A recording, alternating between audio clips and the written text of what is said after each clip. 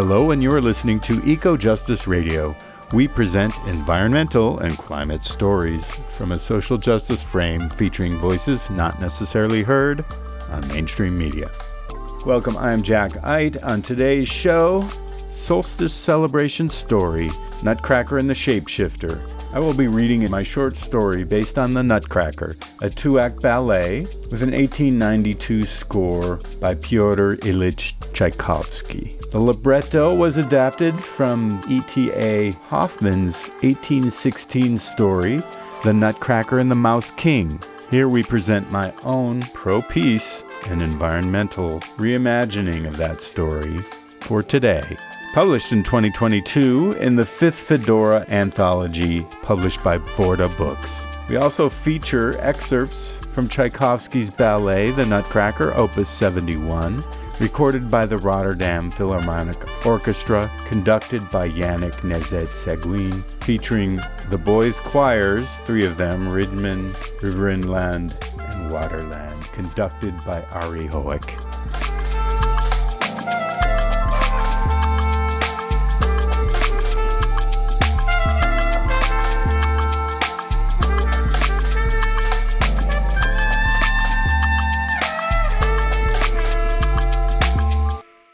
Nutcracker and the Shapeshifter, a short story by Jack Eidt.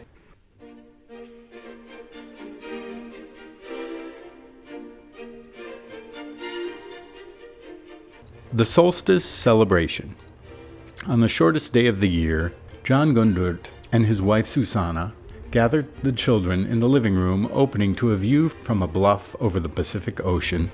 The two young ones, Rolf and Elisa, were excited by the prospect of the solstice holiday present wrapped in what looked like maps of the world, and Master Bernoulli had dropped by to bequeath his yearly tribute to the health and well-being of the household. The old man's given name was Christoph, that he seemed to have abandoned. No one really knew where the title Master came from, and the family just called him Uncle. He was a confidant of Gundert's late father, and had always been a bit of an enigma, an artist, sculptor, a storyteller of the outrageous and unbelievable. He was known to seek wild places where he could live for a little money as he engaged in what he called import-export business. He had a way of getting around in the world. Elisa, a cute curly brown-haired girl with short bob, sweet brown eyes, looked to her daddy and said, "What do you think Uncle has brought us?" "Something marvelous, no doubt," answered Gundert, but he was not so sure that his definition of marvelous coincided with Elisa's. Uncle's appearance had taken a weathered turn at age 60.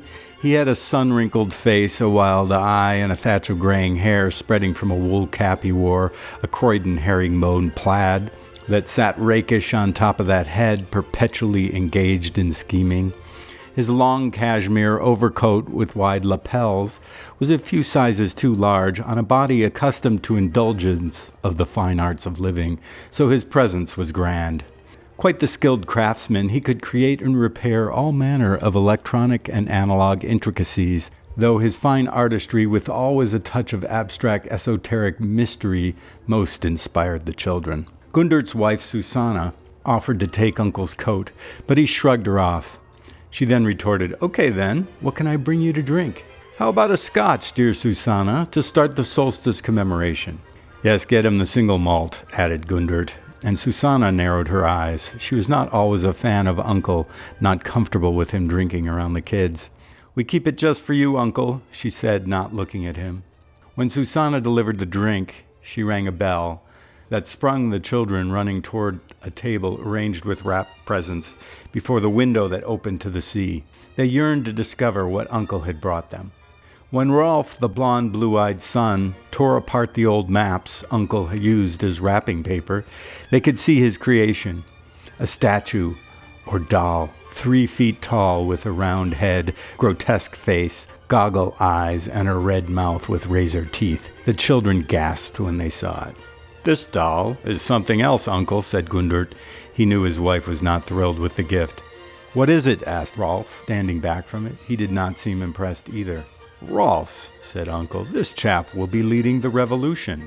"What sort of revolution?" countered Susanna, an emigre from Cuba, who did not approve of revolutions generally, though her family stuck it out for decades. I think young Rolf is more about tactics, added Uncle with a wide smile, as he pronounced his words almost toward the living room ocean view picture window, the invisible audience of the beyond, where the sun would shortly begin to gain strength and take back the balance of light in the world. This celebratory fellow he is called Kugelkopf. He is sort of a clown, a trickster, and his spherical head is a nod to the entire planet. He is among us to upend established orders that must be overcome. Does this come from a tradition? Asked Gundert, humored. Who gives it such meaning? Uncle only nodded and did not respond.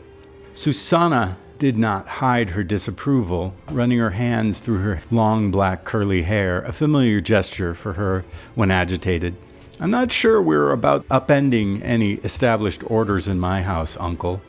Uncle smiled, but did not acknowledge her derision, as his usual response to her skepticism was to smile through it. The thing we must grapple with is our seriousness. Every day we assume tomorrow will be like yesterday. What happens when we do not recognize tomorrow? This is where we turn to Kugelkopf for answers. Why is he dressed in women's clothing? Asked little Rolf. He is a dancer, and his clothing is androgynous. Not a woman's or a man's. Uncle had draped a colorful hat with ribbons over the bare bald head. He is a warrior disguised in bright flowery colors and has mirrors dangling at his arms. Rolf was looking at other presents that might interest him. He's no warrior. Where are his weapons? How can he defend himself from attacks with bullets and knives? I want to see how fast that painted head would melt when the rains fall. He would blow over in the winds that whip off the ocean this time of year. And what happens when the fires come down from the hills in the summer? He would burn to a crisp. He needs a metal shield. That's not a recipe for winning a revolution. Rolf picked up his favorite armored toy, who carried a rifle, a Nutcracker soldier. Commander Nutcracker will kill that bald head in the blink of an eye. Kugelkopf had a droll look on his spherical head. He did not cast his eyes toward any of them. Nutcracker, on the other hand, seemed ready to take him on, just waiting for the word from Rolf. Rolf has a point, added Susanna, which only made Uncle smile wider. It seems like a random talisman you've gifted my children. It does not seem appropriate. I like Kugelkopf, daughter Elisa spoke up. At 9, she was 3 years younger than Rolf and had a more giving, let's say indulgent nature. He is very cute, though I should say something about him reminds me of you, Uncle, as if he could go out in the world and do anything he wanted, but you don't wear ribbons. Both Gundert and his wife laughed knowingly at this comment, but Uncle cocked his head, maybe embarrassed.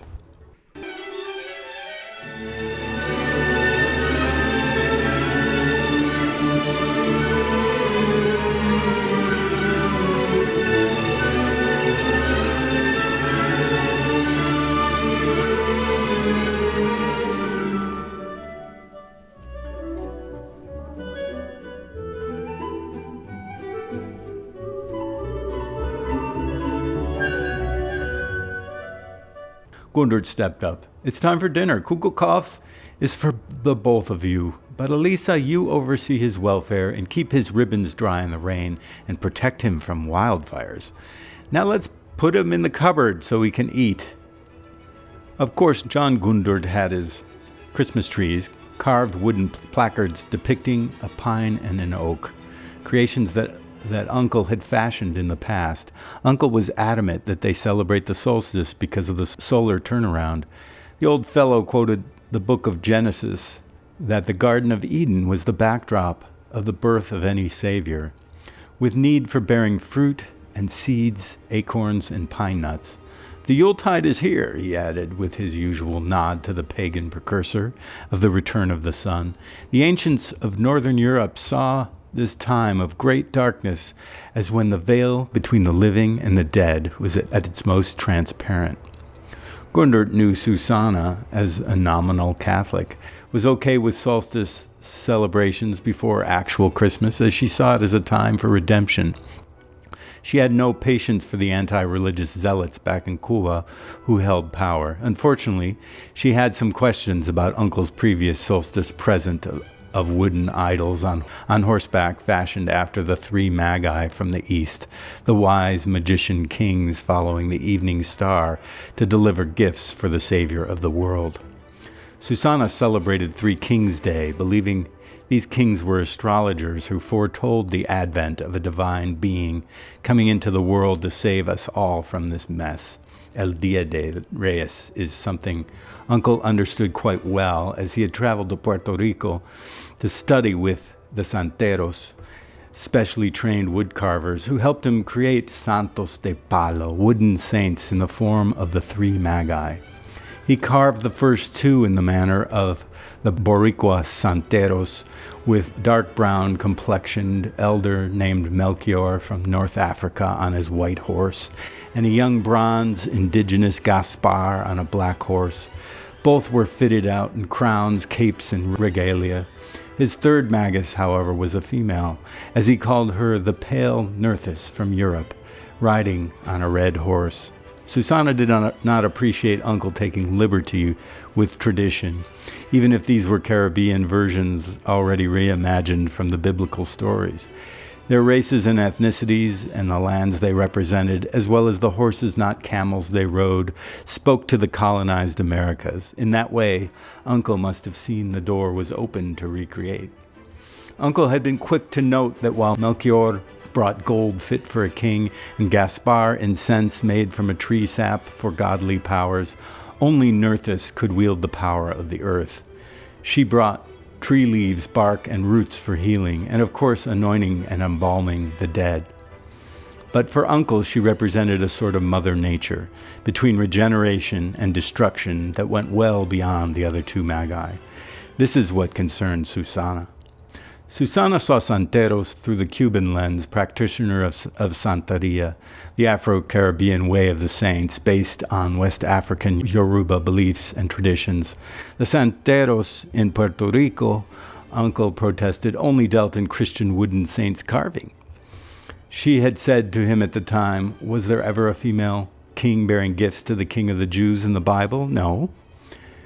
Susanna had mixed blood, the European with African, and even claimed indigenous Taino. She came of age in a culture that understood Santeria like most everyone on the island without necessarily practicing it. She had told her husband, each of these statues that Uncle carved for us in Cuba, they represent traditional deities from La Regla de Ocha. This is how she referred to the religion, meaning the rule of the deities. The female doll is Yemaya. Not just any queen bearing gifts, she is goddess of the sea. I don't think she's appropriate for Christmas. As a result, Susanna stored, or more accurately stashed, the statues in the side garage that remained closed and locked most of the year. Susanna did, however, transfer them to the living room cabinet to be displayed on the holidays. Gundert pulled Uncle aside, worried about this new creation. Where did you get the idea for Kugelkopf? What is it? What is its purpose? What can we expect from that doll? Gundert had to admit to himself he agreed with his wife. Those three magi seemed to be alive and seeking out some unseen savior of the world when they let them loose during the holidays. Uncle took a small sip from his glass of single malt scotch and looked upon Gundert with a sort of pity. Do you have expectations from art? In Bavaria, we have carved wooden cult figurines called pole gods. There's that word again, cult. Are you a member of a cult, Uncle? The pole gods are, yes, my tradition, but as you know, my father's people were Roma. So I might take issue with you using the word cult. Let us say we have traditions that predate the Christian perspective. Apologies, Uncle. Uncle's eyes brightened nevertheless. The Bavarian pole gods are living beings represented by the wooden figures. They bring protective magic. I meant the gift as a deflector of misfortune and a beautification of your home. Okay, Gunther said reluctantly. Thank you, Uncle. We do appreciate what you bring to the children, and all of us. They all finally sat down to Solstice dinner, and sure enough, Elisa brought Kugelkopf to stand by her. Must we have these characters eating with us? Asked Susanna to her daughter. He will be quiet, she answered, while looking into the round black eyes of the doll. Dad told me to keep a watch on him. Susanna shot a disapproving glance at her husband, and he sort of shrugged, while Uncle gave it all his approval.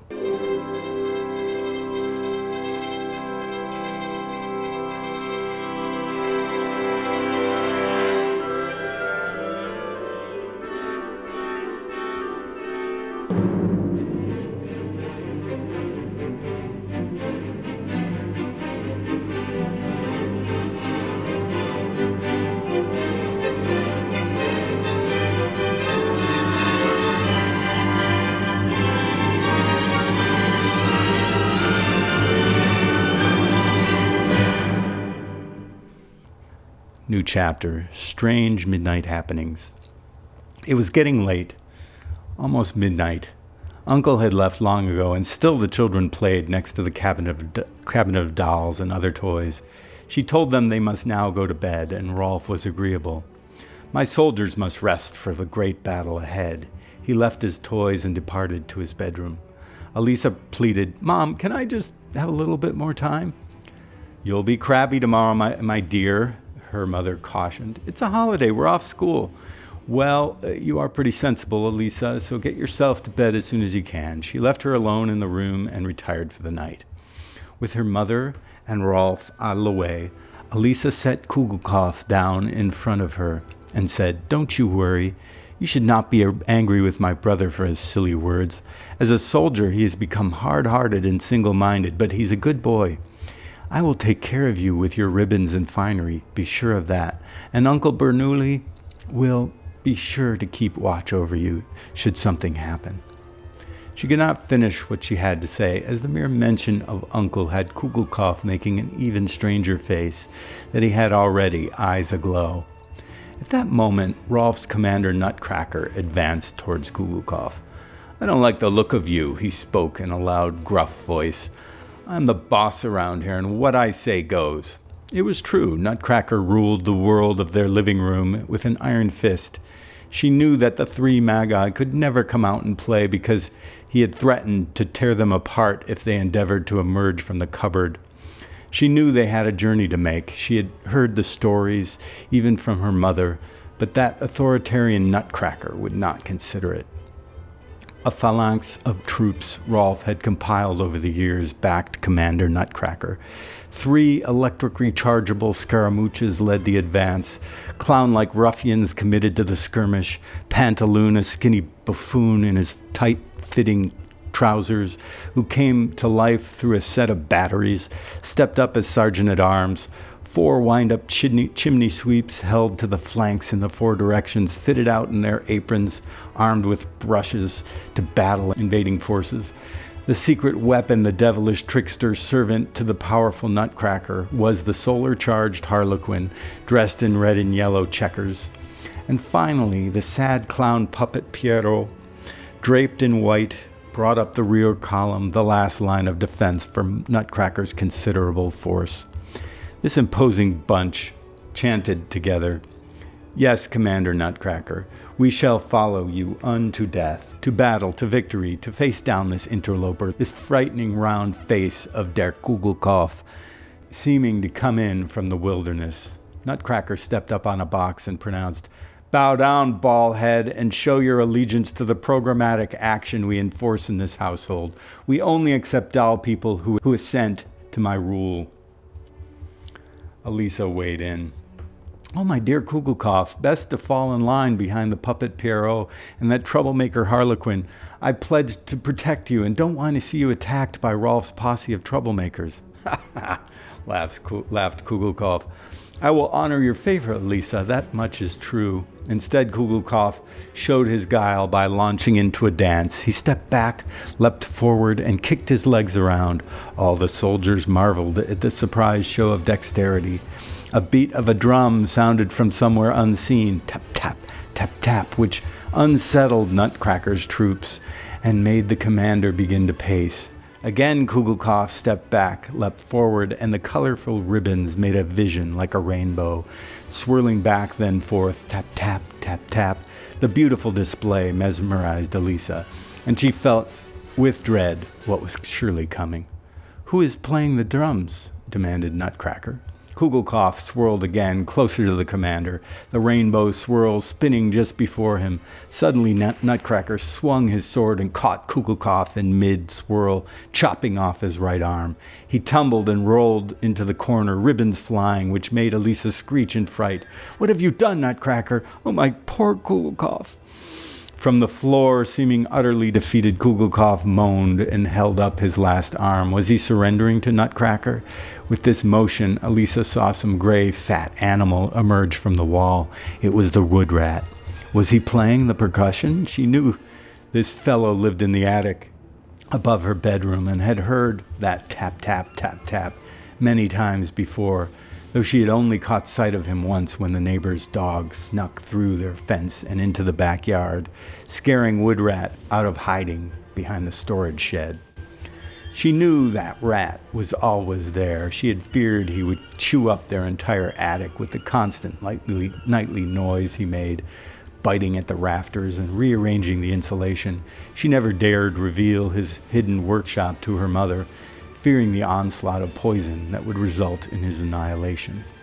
With the wood rat rushing in, Nutcracker said, "I will finish you off later, ballhead," and he stepped toward the new invader.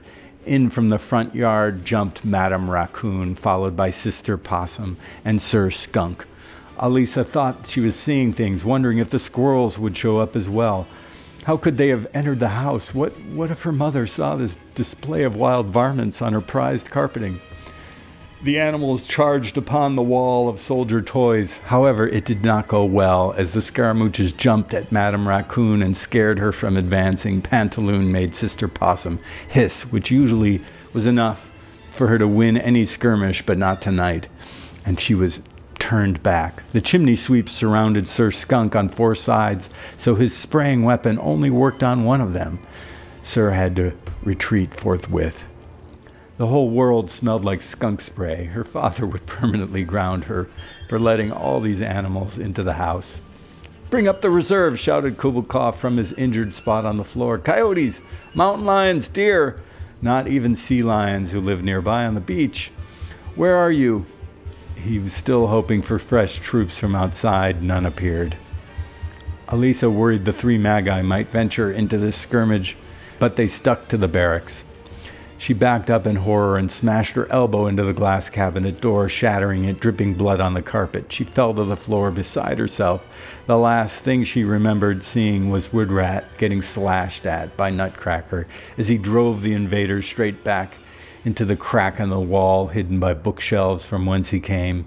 Nutcracker waved his sword in celebration of the victory, and all the marauders yelped and strummed on zithers and pounded their own drums. Oh, what would happen to poor Kugelkopf? She must have fainted in all the chaos.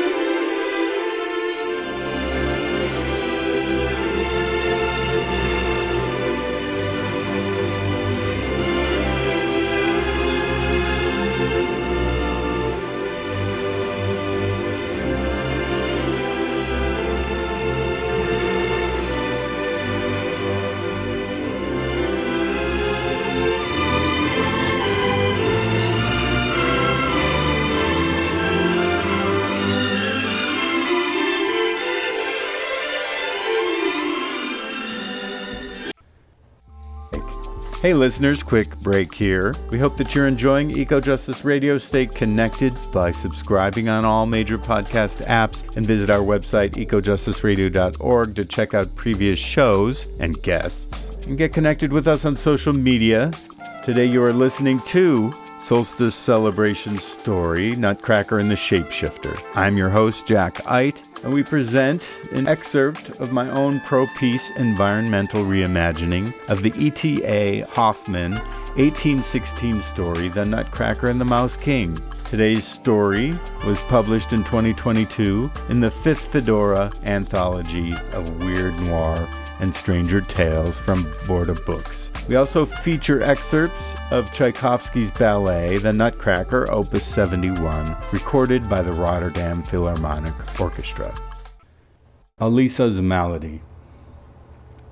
Elisa woke in her bed, her mother hovering over her. An unknown man was in her room, but she realized it was Dr. Perez. "She awakens," he said. "Did you see Kugelhoff?" was her first question. "I'm not sure why you ask," her mother answered, half angered, half relieved that Elisa had awakened. "Now that you mention it, yes, Rolf found him in the mess that was the living room. I came down just after midnight to discover you had passed out, surrounded by toys strewn everywhere, pleading, holding that ugly doll that Uncle gave you. Oh, Mommy, there had been a battle between Nutcracker and..." Elisa trailed off. She refused to tattle Woodrat's cover. She was sure her mother would hire a team of exterminators to seek out and destroy one by one Madame Raccoon, Sister Possum, and Sir Skunk, and all their families. Entire squirrel households would end up as collateral damage. She could not bear to let that happen. Dr. Perez interrupted. "Doesn't matter now. You have a deep cut in your arm and now must rest." "You could have sliced an artery and bled out, my little dear." Her mother's eyes were wide with fear for her daughter. "What is this battle that you speak of? This place still smells like skunk. They must be going crazy out there. I never should have left you alone with those evil dolls that Uncle has brought into this home." With that, her father entered the room and pulled Dr. Perez aside for a few private words. Then he said to Elisa, "Kugelkoff's body was severely damaged. Do you know how this might have happened?" Elisa gulped. "I have no idea, Daddy," she lied. He moved closer to her, almost in interrogation. "Did Rolf come down again last night and do it?" He looked to Mother and said, "Maybe he had his troops doing late maneuvers and things got out of hand. It looked like a dog bit him. And if we had a dog, then this would all make sense." "Who cut off Kugelkoff's arm?" her mother added. "He must have fallen over when I hit the cabinet. I'm sorry. Do you think Uncle could fix him?" Just when she said his name, Uncle made his appearance. "I wanted to see how our little patient is doing." Uncle, at this moment, appeared like a doll himself, the way he moved his right arm, the very one that Nutcracker had chopped off. Then Rolf entered and pronounced, "My dear Commander Nutcracker has told me last night he had a pitched battle with the forces of darkness. Nutcracker upholds all that is good in the world, order, government, democracy, civilization. When such a strong representative is attacked, bad things are here, chaos, destruction." "Oh, come on, Rolf," said Daddy. Where do you get all this rhetoric?" "Military computer games," answered Mommy. "No, the boy has reason," added Uncle. "It is exactly this form of chaos that can be undone with special intention, without the shedding of blood, without any destruction." He stepped back out of the room and returned holding Kugelkoff, the right arm intact. Elisa cried out for joy. "Thank you, Uncle. That is very sweet," her mother said, but again exchanged looks with her husband. Uncle interjected, "Rolf, can you assist my commander in case the forces of darkness attack again?" "I am afraid, good Rolf, that your commander has taken advantage of his authority that you entrusted to him. Our leaders can only lead when people give their consent to their leadership. Nutcracker has abused his position and the attacks will continue. I will not be able to fix him if something happens." Rolf was shaking his head, but Elisa saw he understood he could not speak against Uncle, who had a superior rank. "If Nutcracker is destroyed, your mother will buy you a new one from the store for your birthday," added Uncle. This was the supreme insult, and Rolf was turning red but remained silent. "Well, Rolf," Daddy added, trying in his way to calm the energy in the room, but failing as usual. Maybe you should learn to love Kukulkov. Have Nutcracker work together with him so everyone can live in harmony. Nonsense. I could never love a pacifist who wears ribbons, said Rolf. Aha, added Uncle. Never say never. Rolf shook his head, but Uncle continued. I will tell you the story of the pilgrimage of the Shapeshifter and the three Magi, so you all understand better what is behind these gifts I bring for 2 successive solstice celebrations. Yay, called out Elisa.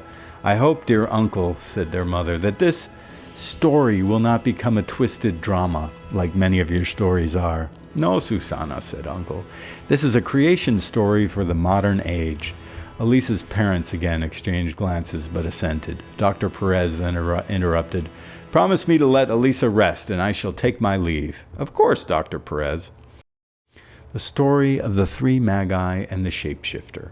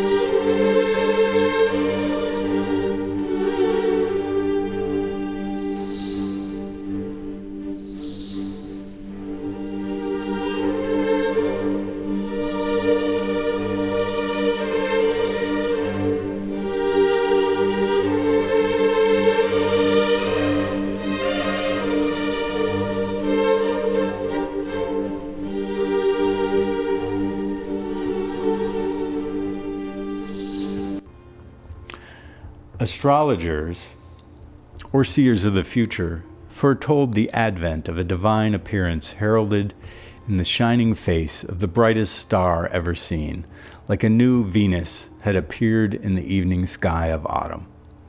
The seekers believed this appearance would be the spirit of the world, come to restore balance to the ecosystem. The astrologers predicted that this spirit would come in the form of an animal, or maybe a child, and would guide animals, birds, and people on Earth through the ongoing collapse of what people called civilization. The three Magi had special roles as mediums between the starry visions of the future and the people's reality of today. Famine had come to Africa. Bombing and destruction had become a fact of life in North Africa and the Middle East. The Americas had endured mass extinctions and social upheaval, and Europe was facing a cataclysmic war and increasing militarization and polarization. They each separately resolved to make the journey toward the light in the sky. The first Magus, Melchior, emerged from his home in North Africa, a small town on the edge of the Sahara Desert, the area known as Nubia in northern Sudan. He had spent years living alone on a sacred mountain called Jebel Barkal, on the bend of the Nile River near the ancient ruined temple of the Egyptian god of empire, Amen. Some considered him insane for living alone for 10 years, but violence in Yemen, Libya, Egypt, and Sudan had him living apart. When Melchior came down from his holy mountain hideaway, an old man welcomed him and proclaimed, Melchior, your years in the desert have transformed you. You are awakened. What will you do in this land of sleepers? Oh, I love humankind in all their flavors, asleep, awake, Melchior answered. Why not stay alone on the sacred mountain, giving praise to God, away from the evil of the human world? Asked the poor old fellow who inhabited a small mud house built along the river Nile. I have a gift to deliver, Melchior pronounced, and went on his way. He had to ponder this old man, however, and asked himself, should I have told him the truth, that the God he speaks of is dying? The time for worshiping alone at the top of a sacred mountain had ended. Melchior had found 13 gold coins in the temple ruins, representing the 12 lunar cycles of the year and one for the great mystery. Thus he made his way west to seek and pay tribute to humankind across the world and unto the spirit of the world. The second magus, Gaspar, was an indigenous Taino from the island called Boriquen, also known as Puerto Rico. In the Bible, the tree resin incense sacred to the gods was known as frankincense. In the Americas, the Maya had copal, and the Taino used a related sacred substance called tambonuco. Some of these tree resins found in the islands are 40 million years old. They were burned as food for the gods, along with special tobacco to honor the return of the sun at solstice and for important blessings. Someone asked Gaspar why he would travel across sea and continent, following a star in search of the spirit of the world, and he said, "From our Yunque rainforest, where all sorts of our gods and kindred spirits are living, Coqui the frog has lost his way. We used to have millions of these frogs, but something happened since the fury of Guabanquex had swept over our island, taking down trees, destroying large sections of forests that existed forever. Guabanquex is mistress of violent churnings of wind and rain and demands sacrifice. Our island life operates under an outside threat, where the forces of destruction can appear at any time. As the final hurricane advances, I will seek guidance from the spirit of the world." The third magus was Nerthus, from a lost tribe of Central Europe.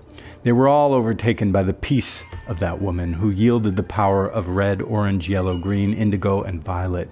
One day, upon her return to the island, an invading force, hired by an entity of disaster and war, flew over and bombed the tree grove. War had returned to Europe. What can I say when indigo and violet no longer flash people into calm, into peace? She said to the priest who worked with her. Red and orange are everywhere. They blind me when I open my eyes. People are now dying from this war, and without the ability to see, more weapons are appearing, and people see no other choice than violence. It is as if they are all hypnotized into war, destruction, murder, and death. I had to leave my forest. I have nowhere to go. I have no choice but to move west towards the beckoning starlight on the evening horizon to consult with the spirit of the world. Nerthus did not travel empty-handed. She brought with her medicine from the yew tree, the tree of immortality, connecting the living with the dead towards regeneration and eternal life. It is also used as a poison, and all understood that Nerthus did not regard her work as only blessings and good cheer. Death was coming to the many too many, that much was clear. When the three magi arrived on the west coast of North America, following this great setting star pointing towards a secret portal in the wilderness area of the California coast, they encountered one another but did not know where to find the spirit of the world. They also came upon two men who were following the shining western star, the Shapeshifter and the Inventor, who both came from Alpine region of Central Europe. The Shapeshifter understood the movements of the celestial bodies. He was called Kugelkopf, but went by other names and appeared as other people. In fact, the Shapeshifter not only predicted human events based on the movement of the stars, but had the ability to appear in any form to help shape those events. The Inventor, on the other hand, had that familiar name of Bernoulli. Unfortunately, each of these leaders had attracted governmental surveillance as dangerous political dissidents and seditious activists when they entered the United States. Their interest in coming together with the other revolutionaries on a section of California coast had alarmed many in the military security community. A local commander who went by the name of Nutcracker had stepped up to protect the region from infiltration by leaders of uprisings because of his important experience as a mercenary fighting guerrilla insurgencies during his stellar military career. The Sudanese leader Melchior was labeled in Nutcracker's files as a religious extremist. The radical environmentalist Gaspar was known as a Puerto Rican independence fighter. The Northern European Nerthus was an avowed anti-fascist and anti-imperialist who had been removed from her compound on the North Sea for crimes of sedition against the European Union. Kugelkopf of Bavaria is a suspected Marxist-Leninist revolutionary who is on the run from his mother's career as a violent labor unionist. And finally, Bernoulli was a suspicious inventor with ties to capital destabilization movements in multiple regions associated with the Romani Liberation Organization, a known terrorist group. Thus, our 5 seekers of the rise of the spirit of the world were in danger of arrest and imprisonment by Nutcracker's security team if they so much as ventured close to that section of the coast where the Western Star shone the brightest. Commander, Nutcracker's secret police are liars, fabricators, fearmongers, hateful storytellers, said Kugelkopf to them all. We must outwit them, otherwise we will all be locked up in solitary confinement for the rest of time. Romani liberation is an open green field, said Bernoulli with a laugh. There's no such thing as this corporate governmental fiction called Puerto Rico, said Gaspar, and they all cheered, hear, hear. I will admit to having lived as a religious extremist for the love of people for our world, said Melchior. And I really confess to a commitment to peaceful, nonviolent anti-fascism, said Nerthus. This star-indicated region was called the Western Gate, a sacred area of the westernmost point of the southern and central California coast. Both Kugelkopf and Bernoulli had been seeking advice and permission to visit from the Chumash people, the traditional inhabitants of the region. They had consulted with the Chumash elders, in particular a woman who lived on that section of the coast near the Western Gate. They brought gifts of tobacco and food and paid respects to her and thanked her for allowing a consultation. Her name was Lara, and she had long, flowing white hair. She had been known for her medicine healing through the native plants, but also a sort of diviner that the Chumash called Sashlaupas.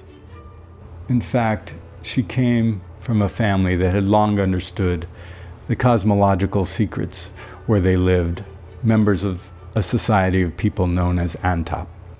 This knowledge was passed down despite the mass influx of millions of people to the south of their territories.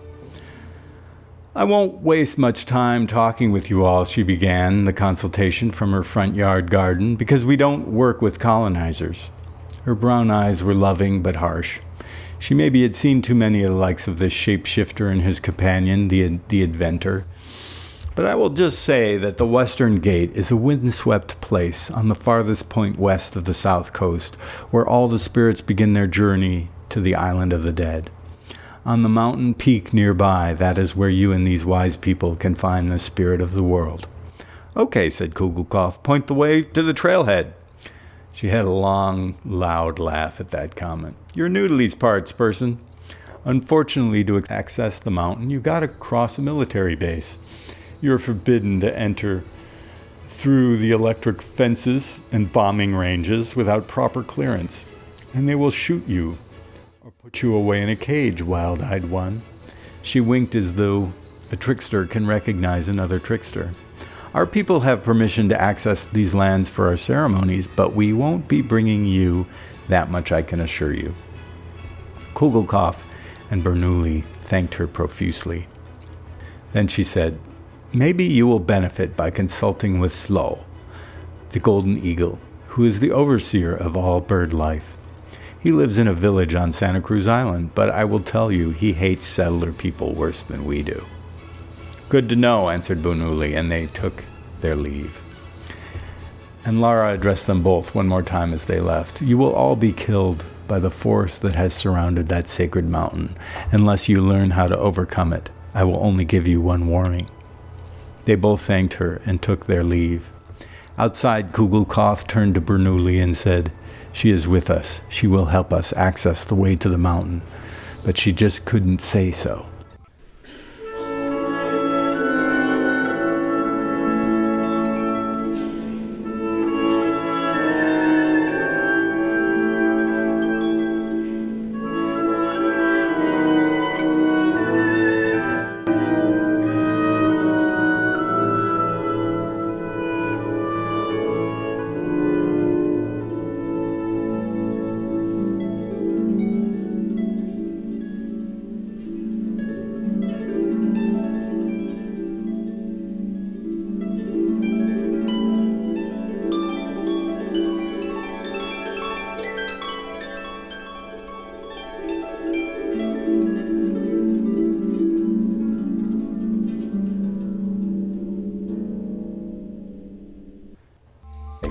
Hey listeners, quick break here. We hope that you're enjoying EcoJustice Radio. Stay connected by subscribing on all major podcast apps and visit our website, ecojusticeradio.org, to check out previous shows and guests. And get connected with us on social media.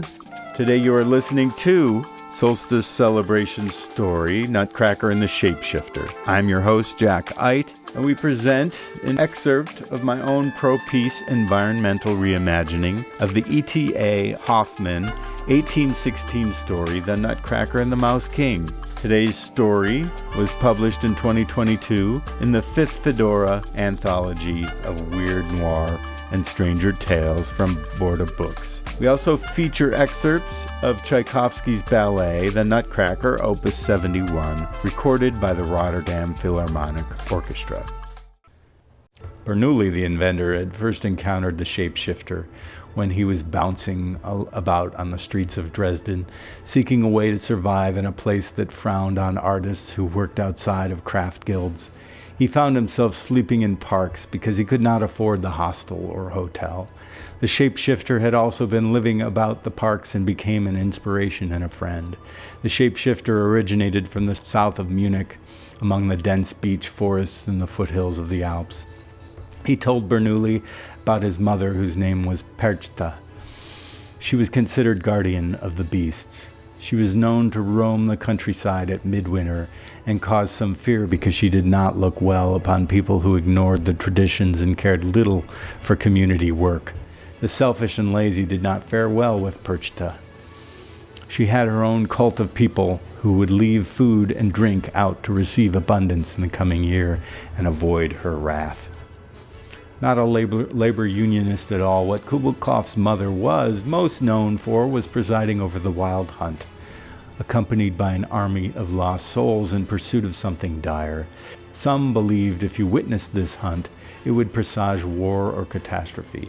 The people of his Bavarian village believed Kugelkoff was cursed. He had been reported to the Bavarian political police and had been arrested multiple times, but continued to be set free because he did not actually do anything wrong. He had never read Karl Marx and could not have named any aspects of Lenin's proletarian revolutionary theory. Nevertheless, the police vowed they would capture him before he caused great catastrophe. Hence, his life was dedicated to escaping this family curse of the ghostly wild hunt. His round head came about because the priests had placed counterspells against him so that he could be identified in a crowd to stop his dangerous maneuvers, lest they be cast into the underworld, overseen by dogs and wolves. Kugelkoff's head blew up into a sphere, and he went around in a disguise which changed depending on where he was. Though Kugelkoff had been born a male human, he appeared as other genders, other animal forms. His most powerful asset was dance, the way he avoided confrontation and transformed hate into peace and love. Kugelkoff essentially became a shapeshifter to escape from Bavaria and make his way through the world. This is how Bernoulli encountered him while seeking refuge in a Dresden park one cool summer evening. Kugelkoff introduced himself. "I am cursed. I am blessed. I am the son of the Lady of the Wild Beasts, and the political police want me locked up forever. It is a pleasure to make your acquaintance." Bernoulli answered, "I am an inventor, but I do not have a house. I do not have a land that I call my own, nor people, since following the Second World War, half of my family as Romani were disappeared into camps and many destroyed. My father's relations escaped to the mountains of Switzerland, and here I am. Also, I'm an alpine person, an inventor, a craftsman, and an artist, at your service." The star in the western sky became a regular discussion between the two. Thereafter, they agreed to travel west for the appearance of the spirit of the world. Following the rendezvous with the three magi and discussion with the Chumash healer Lara, they boarded a boat for an island off the coast called Santa Cruz to have a consultation with Eagle, who the Chumash called Slow. Upon climbing to the highest point at Santa Cruz, they came to a modest wooden house surrounded by hills covered in bleached white bones. "This is the home of Slow, and those are the bones of people he has eaten," said Bernoulli, who knocked on the door. A voice told them to come in, and he and Kugelkopf entered. Slow was seated in an open room facing the rugged coastline with a view north towards the mainland. I know about you, Shapeshifter, Slow said, giving him a hard stare. And I know about your mother. You think we don't know about the guardian of the beasts from Bavaria? We've heard the stories. Kugelkopf was made uncomfortable by this realization. He could only clear his throat and stay silent. If you want to access the western gate, you must assemble the power of the beasts, Slow continued. But here's the problem. The beasts can't do nothing to humans with surface-to-air missiles and radar-undetectable flying machines. Even if those fly boys and girls are paid to close their eyes to the world they live in, annihilation is what they excel at. Our bear doctors have medicine, but don't have the contraspell to the electromagnetic force field that protects that cursed place. The wild hunt, yes, your mother's project. You must call upon the power of the lost souls that Perchta manages. As her son, we understand you can dance, and you have the power of the beasts. They are your only hope. I'm not sure that's an appropriate suggestion, Bernoulli added, with all due respect. Slow gave him a look like if he was not careful, he would end up on the bone pile outside of his house. Kugelkopf remained silent. I cannot help your people, Slow said. I will add that my associate from the lands in what you all call the East, Fen Huang, has also been ogling this rise of the new star ruler's spirit of the world. When you open the gates for the wild hunt, the immortal bird from the east must be consulted if you have any hope of stopping wars that will consume everything and everyone. We know of this immortal bird called Feng Hui, and we agree, said Bernoulli. Thank you for receiving us. Kugelkopf nodded to the eagle, but would not speak, as they departed the house surrounded by bones. Outside, there were miniature foxes, hundreds of gray black animal people with bushy tails, gathered on the trail as if listening to the meeting and wanting to get in on the action. Soaring just beyond the ocean bluffs were what seemed like 1,000 pelicans, also ready to join the cause. It was an exhilarating sight for Bernoulli, but Kugelkopf barely looked up. Quite a place out here, said Bernoulli, and they headed back to the boat to return to the mainland. Well, that's enough for today, said Uncle. The rest of the story remains to be imagined, he added. Elisa begged him to go on, but her mother agreed. So Elisa looked at him and said, Uncle, now I know that Kugelkopf is your friend from Dresden, and the three magi await their chance to appear before the spirit of the world, but only Commander Nutcracker stands in their way from making the journey to the western gate. Rolf piped up. Nutcracker? Nutcracker is at war with Kugelkopf. I saw it last night in a major battle when Kugelkopf's arm was chopped off. Why don't you do something against this brute Nutcracker? Where on earth does this child get these ridiculous ideas? Asked her father. Oh, she always had a lively imagination, said her mother. Now just 1 minute, Uncle interrupted. Elisa, you are a lucky girl because only you can help Kugelkopf and the three magi. There's nothing I can do. Elisa, you have the power to set them free. Are you feeling sick, Uncle? Asked her father. Elisa has what power to set her dolls free? Susanna, however, shook her head with some consideration and said, I think I know what Uncle means. She always has been gifted.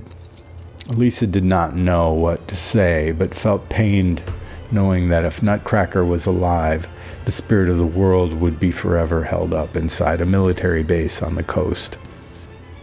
Well, it's time for some sleep, said Gundert.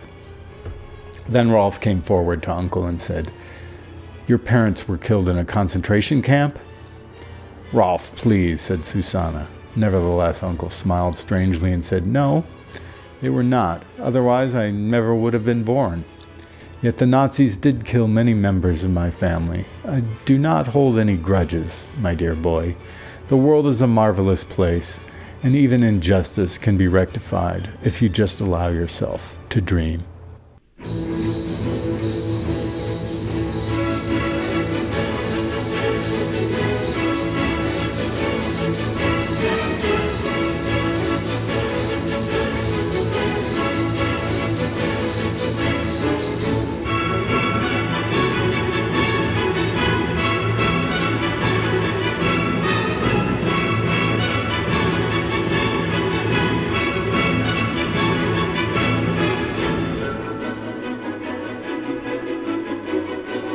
mother of the fishes. Elisa did not feel comfortable with any of them and had no idea about being lucky. To compound the unease, Ralph barged in and told her he just received a communique from Central Command. Nutcracker's Allied forces have solidified control of the strategically important region proximate to the Western Gate, an early sign they could be beating back a push by the brutal, weeks-long effort to seize control as outside invaders from Europe, the Caribbean, and Northern Africa have intensified their attacks across the country. What are you talking about? What invaders? Rolf projected a vacant look, as if he was no longer the older brother she always looked up to. Stepped back from the fight to liberate Kugelkopf and his guerrilla bands, looking to destabilize the working order here. Nutcracker's Allied forces now have undertaken a special military operation designed to remove this insurrection by force. Be advised, multiple nuclear weapons are housed at the installation surrounding the mountainous region. Stay in your lane, sister. Stay in my lane? You have been warned. Rolf took his leave without any further statement, and she noticed he carried a holstered handgun at his side. Oh my, what trouble has Uncle got me into? Beside herself, she fell into a deep sleep, which she awakened from when her clock struck midnight with a series of bells she did not recognize. Outside, winds banged against the house. Possibly a storm was coming. One could hear the barking of the sea lions from beyond the bluffs nearby, as if calling her. She tiptoed out of bed downstairs to the toy cabinet to check on Kugelkopf and the three magi. Before anyone else could stir, Nerthus, the goddess of peace, surprised her. Let's go to the beach, Elisa. We are all in trouble and need to step into the storm for help. The Great Mother wants to have a word with us. Don't be afraid. Nerthus led Elisa out the door and through the back gate that led to the crashing waves. The wind swirled in circles over their heads and threatened to knock Elisa down. Float with it. You can fly, Nerthus implored her. Dance on the updrafts. Let the winds carry you where they will. So float she did toward the blustery, dark, invisible seas that threatened to take her away forever. Nerthus placed a necklace of beads and cowrie shells around her neck to anchor her from blowing away in the wind. You are a daughter of Yemaya, Elisa, Nerthus told her. Your mother has denied your birthright until today.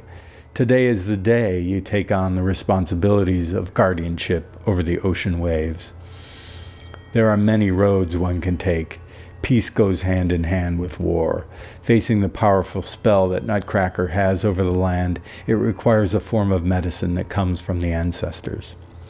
Elisa let the wonder of the beach at night and the words of Nerthus calm her fears of being swept away into the angry morass that was the ocean. Nerthus bowed her head, ducked and twirled around, so Elisa too bowed, ducked, and twirled behind her, both holding their skirts in defiance of the wind. They positioned themselves as a buffer between the powerful chaos of the ocean and the peaceful family order that was Elisa's house and home. When they concluded the dance, Nerthus pulled her close to relate the story of Olokum, the wealthy supreme being who lived at the bottom of the ocean. He was worshipped as the authority over all the water deities, and he was fuming mad. Humans had abused him for too long, and he was committed to punishing all of them. The waters heated with his temper, acidified with his bile, and he created great swirls that formed into towering waves, typhoons, hurricanes, and floods. Nerthus looked all-powerful in the swirly, storming darkness to Elisa, who, despite her fear, she wanted to help save Kugelkopf. Nerthus continued, We must dance here on this beach to open the connection between Olokum and Kugelkopf. Yemaya has created kelp beds, coral reefs, and mounds of pearls and cowrie shells as offerings. In return, we must honor Olokum and help Kugelkopf understand the importance of respecting the ocean's powers and their connection with the spirit of the world. Elisa did not know much about all these gods, but she understood it was important to keep them in mind.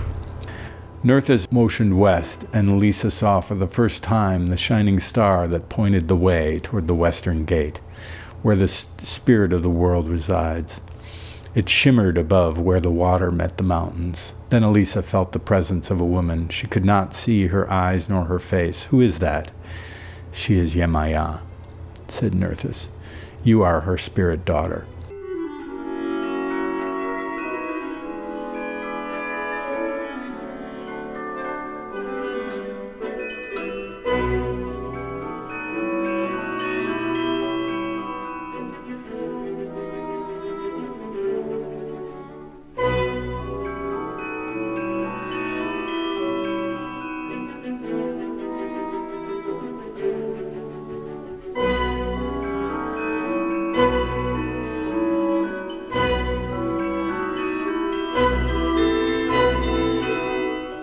She seems very stern. Yes, she and Olokum are not happy. Yet she loves you. Nerthus splashed Elisa with salt water. "Say hello to your spirit mother." Elisa began to feel faint. She could only whisper at the as the wind swirled around her, as this woman was there for her. She whispered, "Welcome, Yemaya." Then Elisa lost consciousness. Elisa began to feel faint. She could only whisper as the winds swirled around her, and this woman was there for her. She whispered, "Welcome, Yemaya." Then Elisa lost consciousness. Her father, John Gundert, found her at the back gate, wandering in the furious driving winds. "What fresh hell is this? What? Have you lost your mind? A giant storm is coming in. What are you doing out here?" Nerthus and Yemaya were no longer there. Elisa opened her eyes and said in a low voice, "I can go outside whenever I want. I reject your authority, Dad." Gundert did not know what to say to his wild-eyed daughter, but led her back into the house. He saw her bead and cowrie shell necklace and asked, "Where'd you get that?" "Yemaya," she said. When they entered the front room, there was Nutcracker, standing sentinel over the toy cabinet. "You cannot tell me what to do," she said to both of them as Gundert ushered her back upstairs to her room, leaving that insidious commander to rule over the house.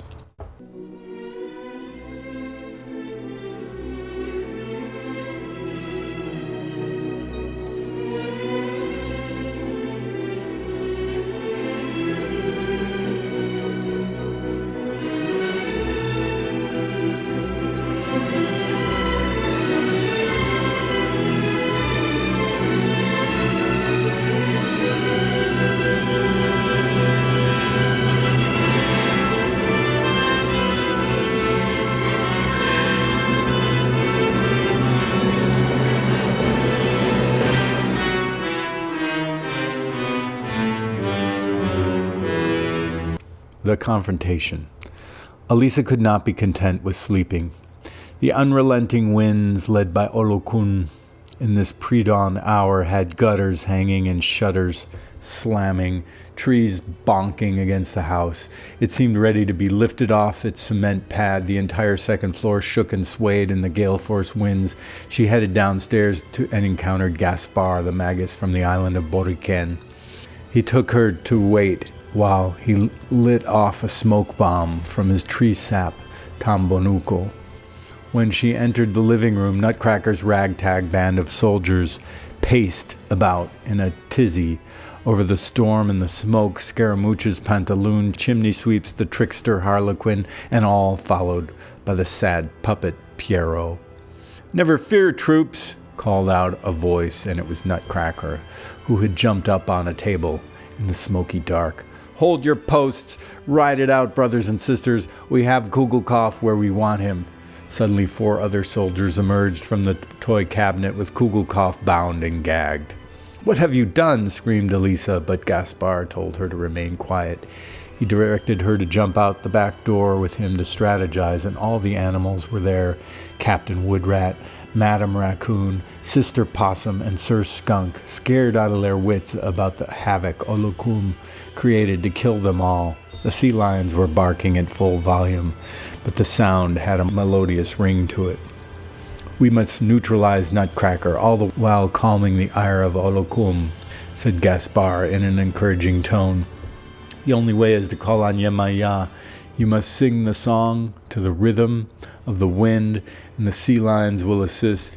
You must make an unbreakable promise to Olukum, otherwise we don't stand a chance of survival.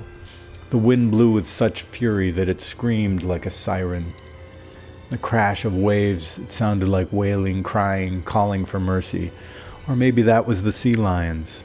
Enraptured, Elisa, without knowing the words, sang a melody that came to her, much like the song she remembered from her Cuban grandmother, who had died in Florida a few years ago.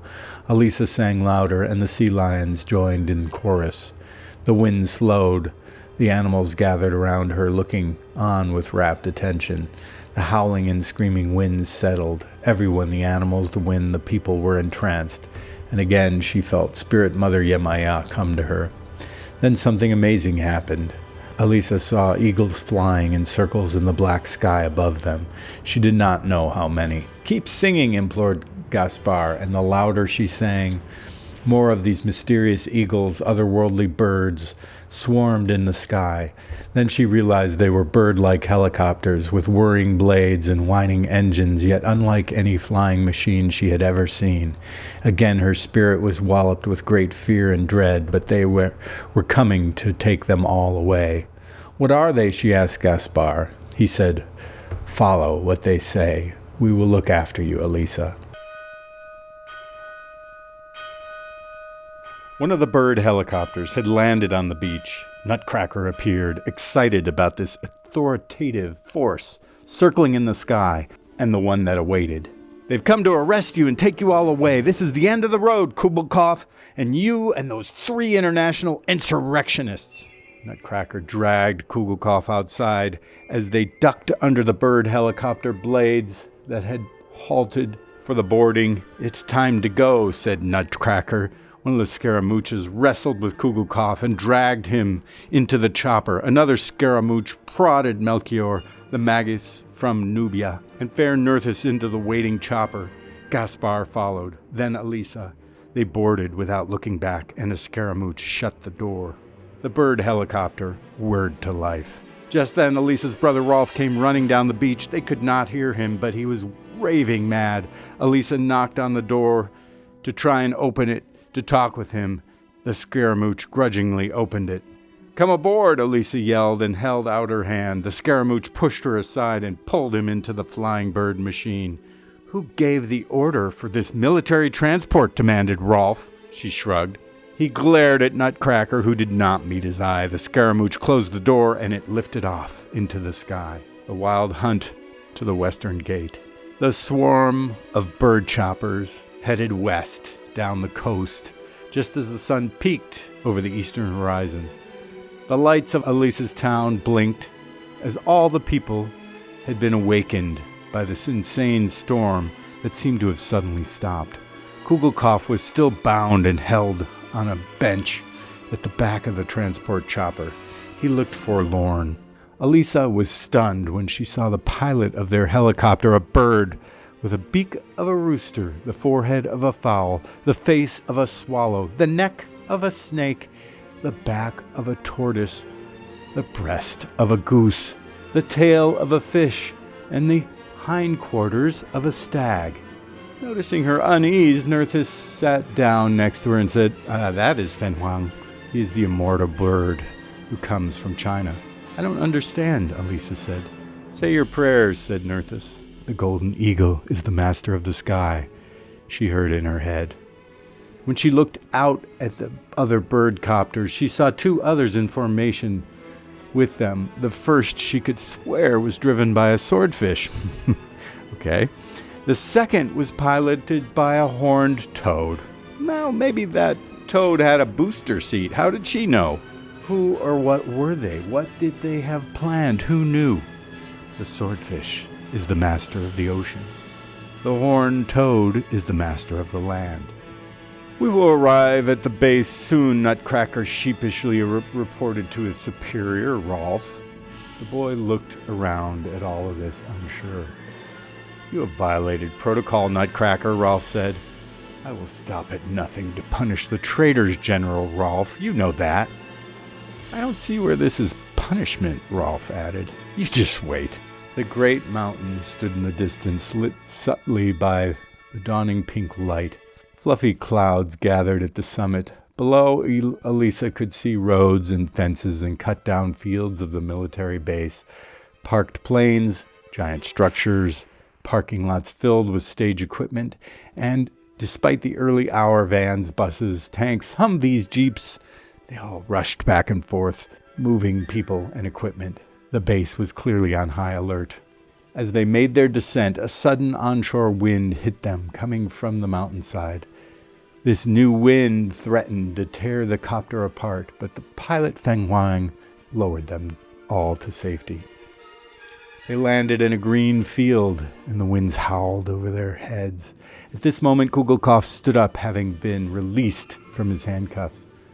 "Where did you think you were going?" shouted Nutcracker, but suddenly the two Scaramouches grabbed him, but Nutcracker bounded away. His sword was now at attention, and he stabbed both Scaramouches dead.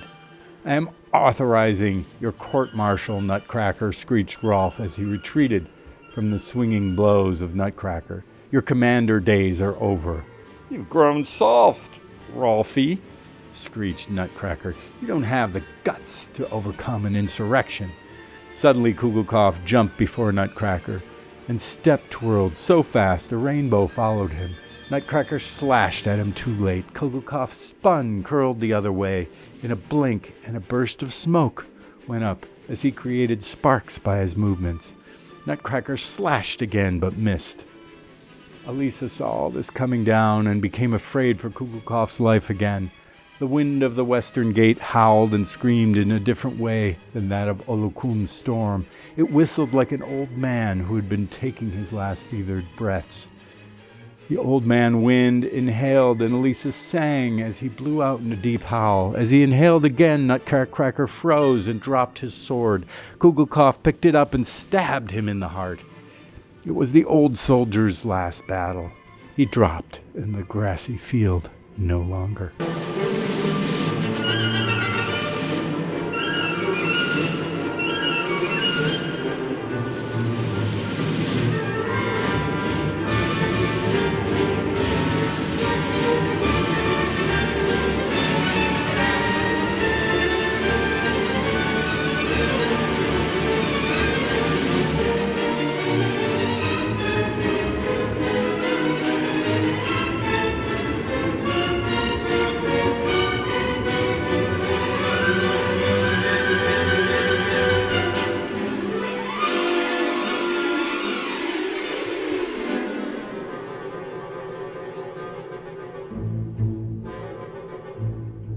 After Kugelkopf arranged for the bodies of Nutcracker and the Scaramouches to be carted away out on the tarmac, a team of 4 came to greet the Magi, Elisa and Rolf. Many wild animals had gathered at the edges of the wilderness beyond the tarmac. There was music of humming and howling and hooting, a sonorous rhythm that made everyone want to sway. Kugelkopf made an announcement: on this day of the Commander Nutcracker's demise, we will have negotiated a world ceasefire and peace treaty. We have invited our counterparts from the East to cement this new working relationship. Welcome, friends. Please introduce yourselves. The animal dancing and celebrating became more raucous, raising the wonder before Elisa's eyes. She had never seen anything so beautiful as this. The first of the invited emissaries called himself the Azure Dragon and said he was from the east direction. Elisa thought it must be some sort of code name, as he just looked like a man in an officer's uniform. The second introduced himself as the Vermilion Bird, Master of Fire, from the south direction. Everyone gave them a salute. The third introduced themselves as the White Tiger from the west, and the fourth was the Black Turtle from the north. They were also both saluted.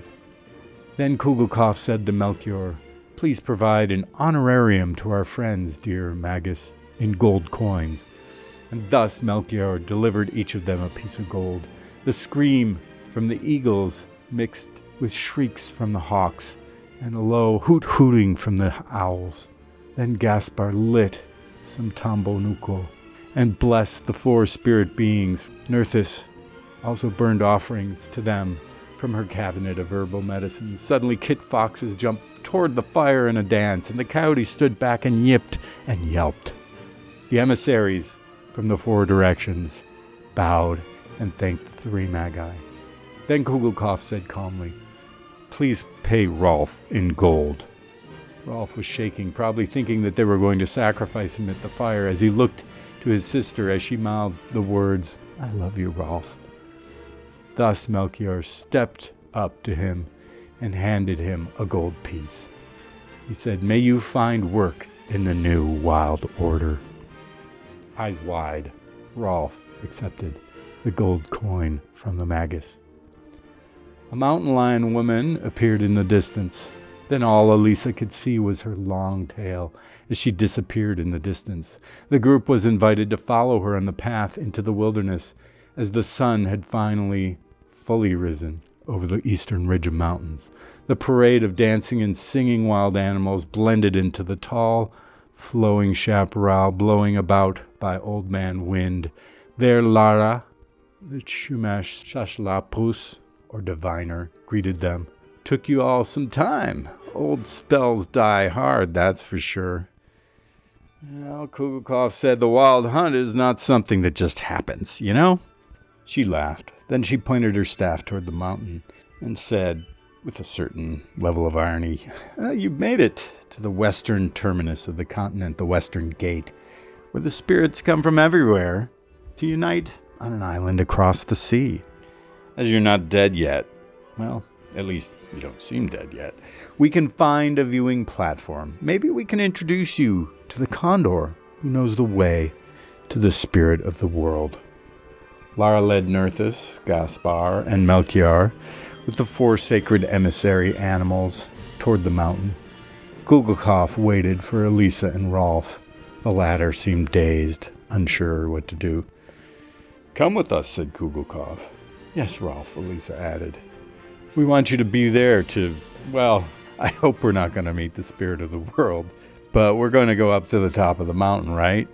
Rolf looked at her, not really knowing what to say. "Well, first, I'll lay down my arms." He unstrapped his holster and dropped his gun. "I'm ready to go with nothing but us together." So Kugelkopf grabbed them, and holding hands, they spun around and around in the meadow, laughing. Then they continued up the hill to catch Lara to see the viewing vista of the spirit of the world.